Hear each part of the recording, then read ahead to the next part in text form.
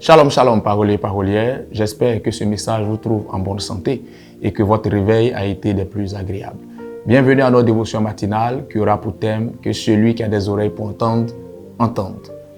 Marc, le chapitre 4, le verset 9 sera notre référent. Et c'est ce que la Bible même déclare, que celui qui a des oreilles pour entendre, entendre. Alors, lorsque vous regardez la configuration de l'homme, Dieu a créé le corps humain. Et chaque organe sur le corps humain joue un rôle. Dieu nous a donné des oreilles pour entendre, mais aussi pour comprendre et aussi pour écouter.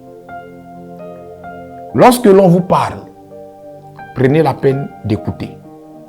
Prenez la peine de comprendre et prenez la peine d'appliquer ce qu'on vous dit. Malheureusement, aujourd'hui, nous sommes d'une génération où les gens n'écoutent pas. Mais les gens écoutent pour répondre. Les gens n'écoutent pas pour comprendre, mais ils écoutent pour répondre. Donc, ils ne prennent même pas la peine de bien écouter. Ils sont déjà pressés de te donner la réponse. Et parfois même, quand tu écoutes la réponse, ça n'a rien à voir avec ce que tu es en train de leur dire.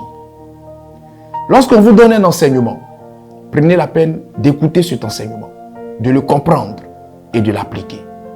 Dieu parle tantôt d'une manière, tantôt d'une autre, nous dit la Bible. Cependant, l'on y prend garde. Dieu peut vous parler à travers une prédication.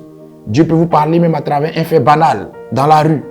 Dieu peut vous parler également à travers une situation qui arrive dans la vie de quelqu'un que vous connaissez ou que vous ne connaissez pas.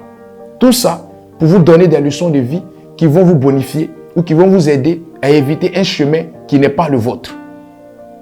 Quand vous avez des oreilles pour entendre, entendez ce que l'Esprit est en train de vous dire à travers cette situation qui se passe sous vos yeux ou que l'on est en train de vous relater.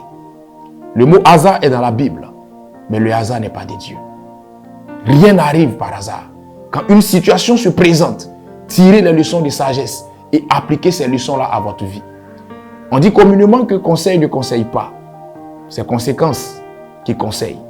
Mais n'attendez pas toujours que les conséquences arrivent pour prendre conscience de la valeur du conseil qu'on vous avait donné.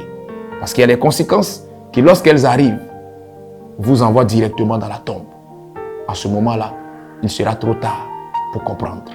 Je prie que le Seigneur vous donne la bonne compréhension des choses et que celui qui a des oreilles pour entendre, entende ce que l'Esprit dit aux églises.